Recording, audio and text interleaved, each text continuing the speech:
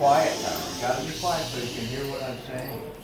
Yeah, I'm Santa Claus. I came to see you today. I heard your show was wonderful, and I think your outfits you're wearing are just fabulous. And I'm here today to just get you ready for, Christmas. Christmas is coming. It's very soon. Not today, but 5 or 6 days.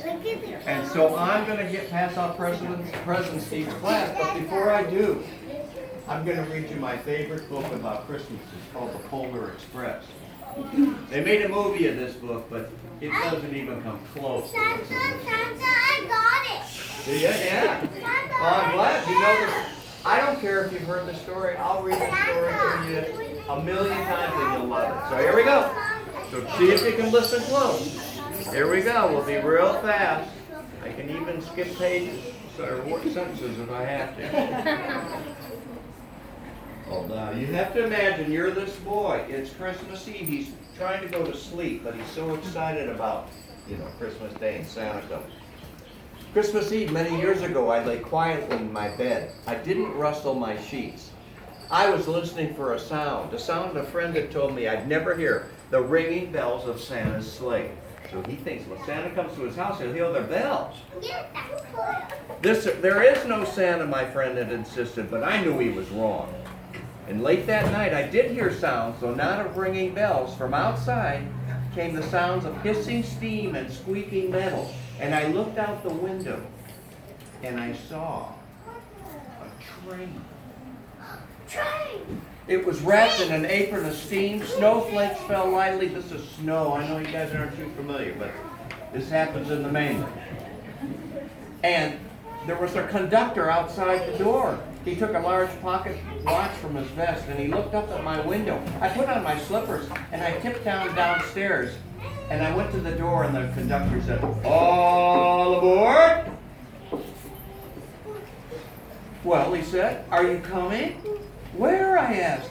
"To the North Pole, of course," was his answer. "This is the Polar Express."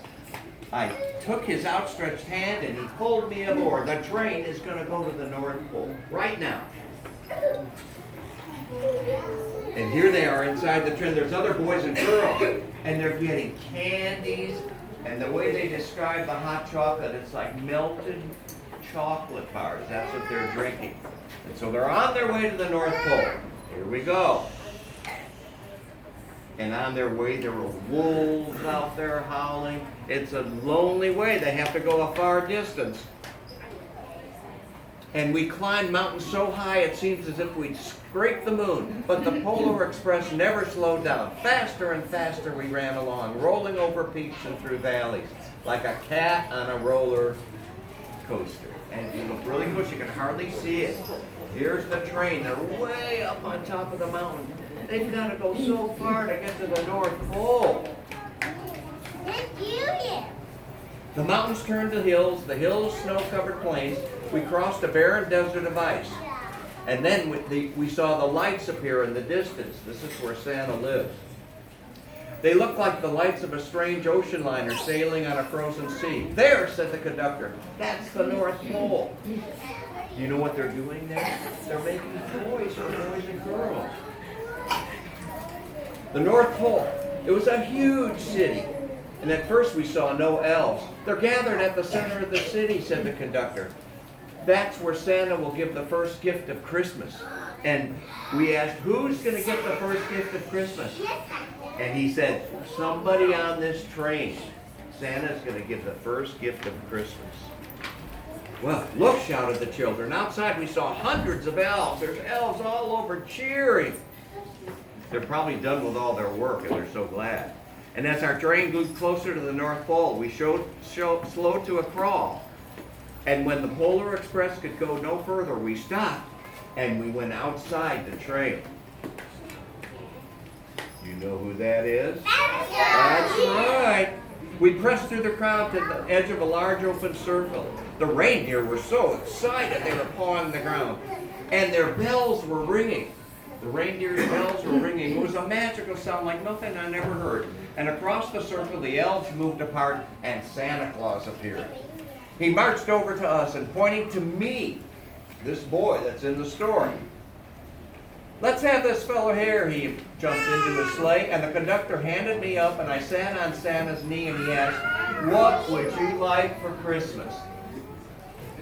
Wait, you see what he picks, so nothing fancy. I hear that I could have any gift I could imagine, but the thing I wanted most for Christmas was not inside Santa's bag. What I wanted was one silver bell from Santa's sleigh. When I asked Santa, he smiled and gave me a hug and told an elf, cut off a bell from that reindeer. He stood up, holding the bell high above him, and he called out, the first gift of Christmas.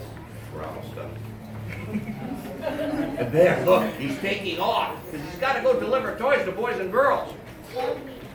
And a clock struck midnight, and the elves roared their approval, and Santa handed the bell to me, and I put it in my bathrobe pocket. And the conductor helped me down from the sleigh, and Santa shouted out the reindeers' names, and the team charged forward, climbed into the air, circled around one time, and off he went. Where's he going?